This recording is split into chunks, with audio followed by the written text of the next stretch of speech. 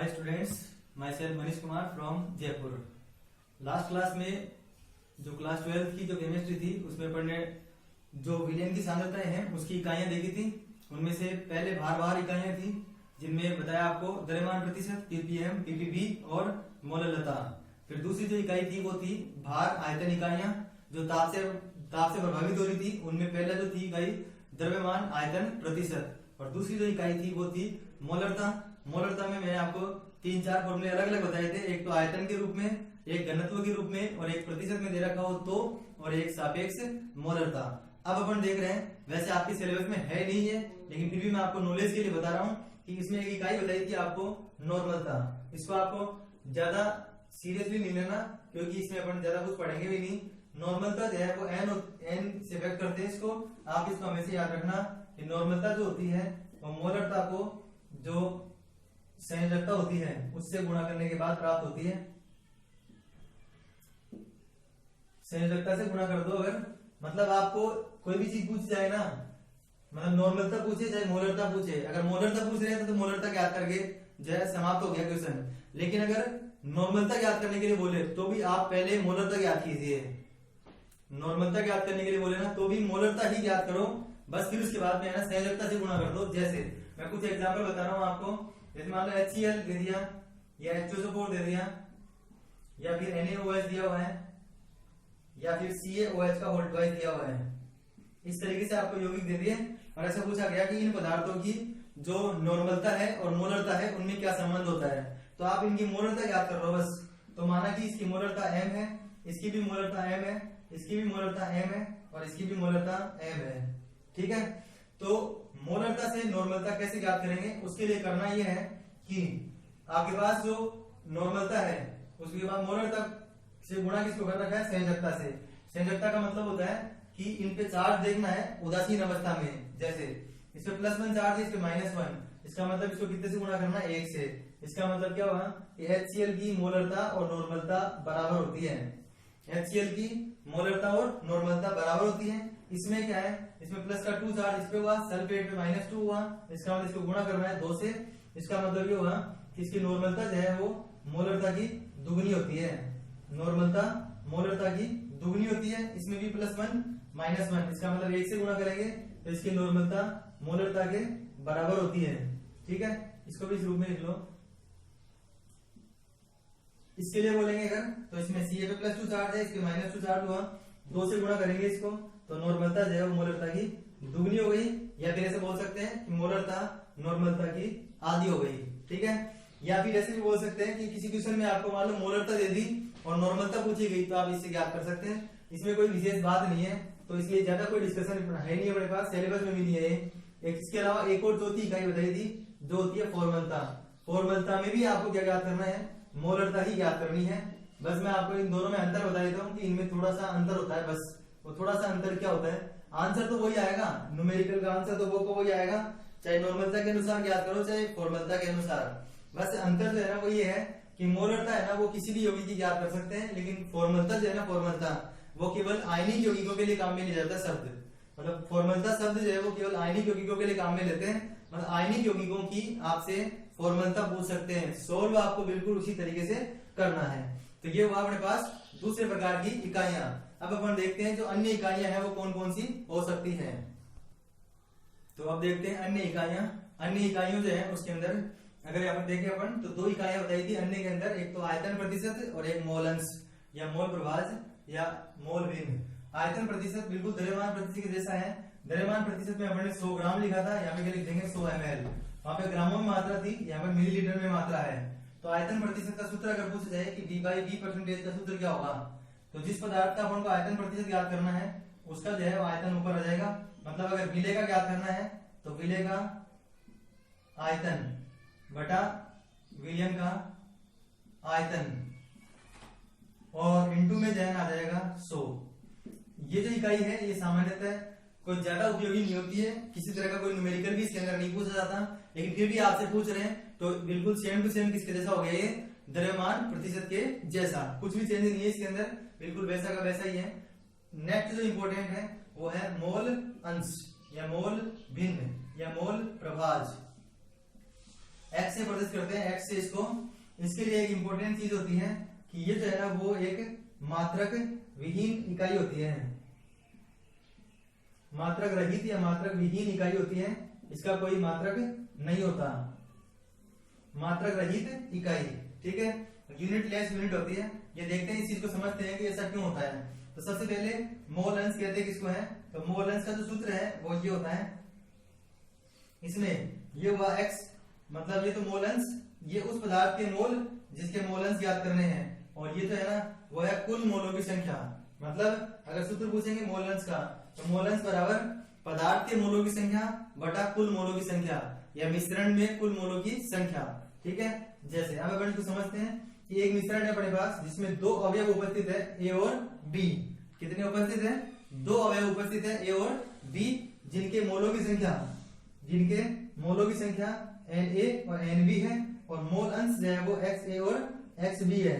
तो अगर आपसे पूछा जाए कि Xa है ना, Xa वो क्या होगा, तो Xa के लिए मैंने क्या बताया था अभी, ये जिसके भी मोल अंश याद करने हैं उसके मोलों की संख्या ऊपर लिख दो, तो क्या आ जाएगा Na, और नीचे क्या आ जाएगा कुल मोलों की संख्या, तो Na प्लस Nb।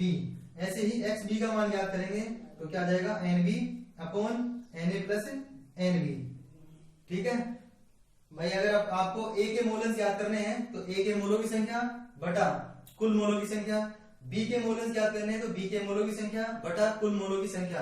अब अगर आपसे पूछा जाए कि मिश्रण के कुल मोल अंश किसके बराबर होंगे, तो मिश्रण के कुल मोल अंश का मतलब हुआ x बराबर क्या हो जाएगा, Xa प्लस Xb। भाई अगर इसके लिए बोलेंगे तो अगर ये दो अवयव हैं तो इनमें से आप किसी को भी विलय मान सकते हैं, किसी को भी विलायक मान सकते हैं, इससे कोई फर्क नहीं पड़ता है इसके ऊपर, क्योंकि यहाँ पर अवयव कितने भी ज्यादा हो सकते हैं। तो यहाँ पर x बराबर क्या हो गया, Xa प्लस Xb, Xa का मान रख दो यहाँ पर, तो Na upon Na plus Nb, इधर रखेंगे तो Nb upon Na plus Nb, लघुत्तम जो है अपने पास क्या आ गया, Na प्लस Nb, और ऊपर भी क्या बच जाएगा, Na प्लस Nb।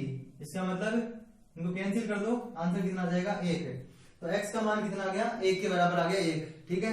अब मतलब यहाँ पे आप लिख सकते हो x बराबर 1, लेकिन इसी को आप ऐसे भी लिख सकते थे, x को कैसे लिख सकते हैं, Xa plus Xb, Xa plus Xb बराबर 1। मतलब हमेशा किसी भी मिश्रण के कुल मोल अंश 1 के बराबर होते हैं, किसी भी मिश्रण के कुल मोल अंश हमेशा 1 के बराबर होते हैं, ये याद रखना है। जिस प्रकार अपन ने ऐसे कहा था कि एक पदार्थ के मोल अंश ज्ञात करने हैं, एक पदार्थ का द्रव्यमान प्रतिशत ज्ञात करने के बाद दूसरे पदार्थ का द्रव्यमान प्रतिशत ज्ञात करना है तो 100 में से माइनस कर रहे थे। एक पदार्थ का द्रव्यमान प्रतिशत ज्ञात कर लिया था ना, तो उसके बाद दूसरे का ज्ञात करने के लिए 100 में से माइनस कर रहे थे। वैसे ही यहाँ पर मोल अंश याद कर ले एक पदार्थ का, तो 1 में से माइनस करते हैं।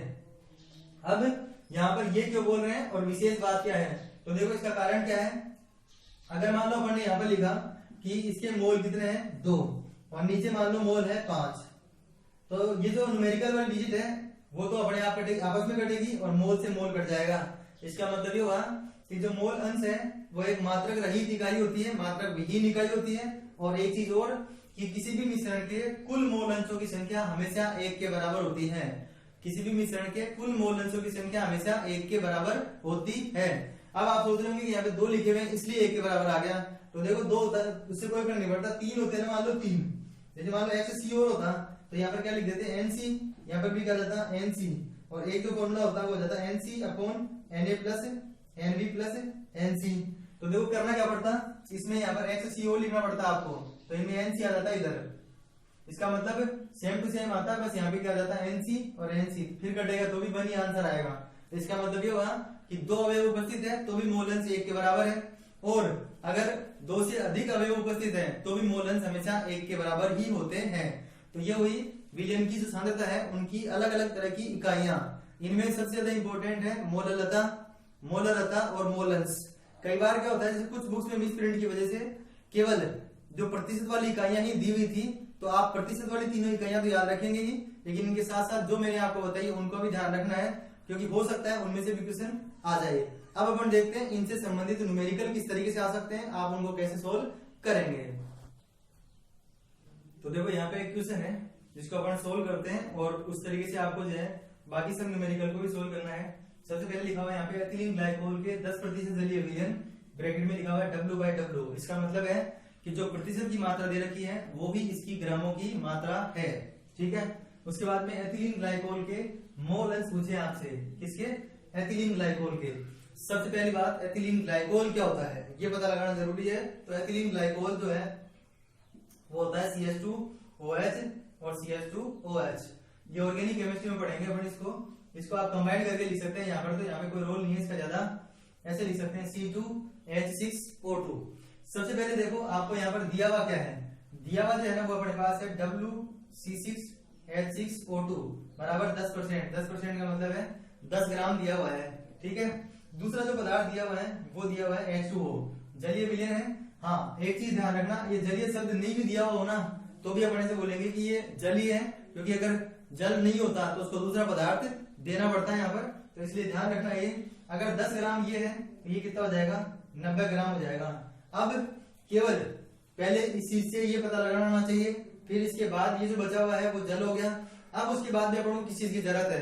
तो मोल अंश निकालने के लिए अपन को किसकी जरूरत थी? मोलों की संख्या की। और मोलों की संख्या के लिए अपन को दो चीजें जरूरत पड़ती है, एक तो जो पदार्थ है उसका द्रव्यमान और एक उसका मोलर द्रव्यमान, मतलब इसको आप अनुभार बोलते हैं। जैसे यहाँ पर पहली चीज तो ये हो गई। दूसरी चीज की जो जरूरत है वो है इसका मोलर द्रव्यमान कितना होगा? तो MC2H6O2। कार्बन का द्रव्यमान 12 होता है तो 24, 6 ये हो गया 30, इसका 16 होता है 32, इसका मतलब कितना हो गया? 62 ग्राम मोल इनवर्स। ऐसे ही जल का मोलर द्रव्यमान ज्ञात करेंगे तो हाइड्रोजन का 1, 2 हाइड्रोजन तो 2, 1 ऑक्सीजन का 16, तो कितना हो गया? 18 ग्राम मोल इनवर्स। ये अपने पास आ गए इनके मोलर द्रव्यमान। अब क्या ज्ञात करना है? मोलों की संख्या। तो किसके मोलों की संख्या? दोनों के मोलों की संख्या। तो पहले अपन एथिलीन ग्लाइकोल के मोलों की संख्या ज्ञात करते हैं। तो एथिलीन ग्लाइकोल की मोलों की संख्या कैसे ज्ञात होगी? इसका द्रव्यमान बटा मोलर द्रव्यमान, तो 10/62। ऐसे ही दूसरा जो है, दूसरा जल के मोलों की संख्या ज्ञात करें अगर, तो जल की मोलों की संख्या के लिए NH2O बराबर आ जाएगा 90/18। आरी भाषा में इसका द्रव्यमान बटा इसका मोलर द्रव्यमान, ऐसे ही इसका द्रव्यमान बटा इसका मोलर द्रव्यमान। तो इस तरीके से आ गया ये। उसके बाद में करना क्या होगा? उसके बाद में आपको पूछा जा रहा है कि एथिलीन ग्लाइकोल के मोल अंश, किसके? एथिलीन ग्लाइकोल के मोल अंश की गणना करनी है। तो एथिलीन ग्लाइकोल के मोल अंश जो है उसको अपन लिख देंगे XC2H6O2 बराबर क्वेश्चन मार्क। अब अगर इसको ज्ञात करेंगे तो इसके मोलों की संख्या ऊपर और कुल मोलों की संख्या नीचे। तो XC2H6O2 बराबर ऊपर कौन आ जाएगा? इसके मोलों की संख्या बटा कुल मोलों की संख्या। तो कुल मोलों की संख्या का मतलब इसके अंदर ये दोनों आ जाएंगे, ठीक है। तो इस तरीके से अपन जो है इसके मोलों की संख्या को जब मान आपके पास दे रखा है उसको लिख दो यहाँ पर, तो हो जाएगा 10/62 प्लस ये आ जाएगा 90 प्लस 90/18, ठीक है। तो इसको अपन सोल्व कर लेंगे।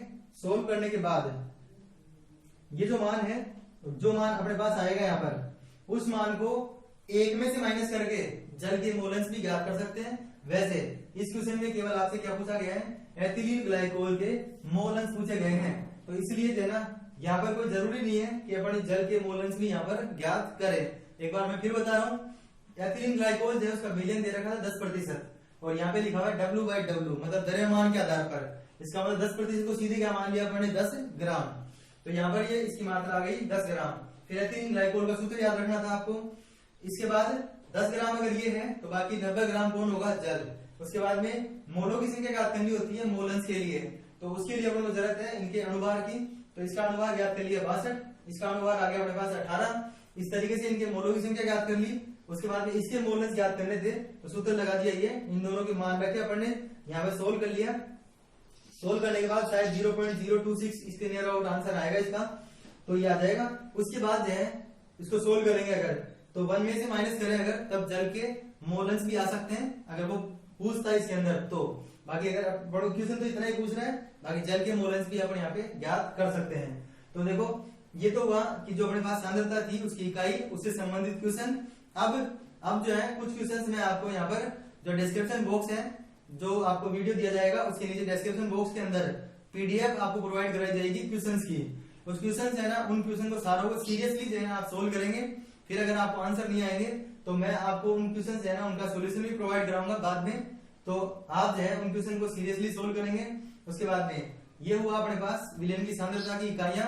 अब अगली क्लास जो होगी उसमें आगे का टॉपिक पढ़ेंगे। उससे पहले एक रिक्वेस्ट थी आपसे और एक सजेशन भी था कि आपको कहीं पे कोई प्रॉब्लम हो रही है कि सर ये जो चैप्टर है उसमें सॉल्यूशन 2-3 जगह लिखा मिल रहा है, तो हम कैसे पढ़ें आपके चैनल के ऊपर। तो उसमें आपको करना क्या है, चैनल के पास चैनल को ओपन करोगे, आप सब्सक्राइब करोगे tricky chemistry by Manish sir के नाम से यूट्यूब के ऊपर, तो आपको चैनल खुल जाएगा। वहां पे वीडियो के बगल में एक ऑप्शन आएगा प्लेलिस्ट। उस प्लेलिस्ट में जाकर आप जो है class 12 Hindi chemistry Hindi medium, उसके अंदर आप जाके है ना अपने ये वीडियो देख सकते हैं। वहां से आपको ओनली हिंदी मीडियम के वीडियो मिलेंगे, एक साथ मिक्स वाले वीडियो नहीं मिलेंगे। तो अब जो है आप इनको आगे से आगे प्रोसीड कीजिए। जितने बच्चे हैं आपके कांटेक्ट में वहां तक इनको पहुंचाइए और बिल्कुल सीरियस वे में आप इसको लीजिए और ज्यादा से ज्यादा चैनल को सब्सक्राइब कीजिए। Thanks for watching.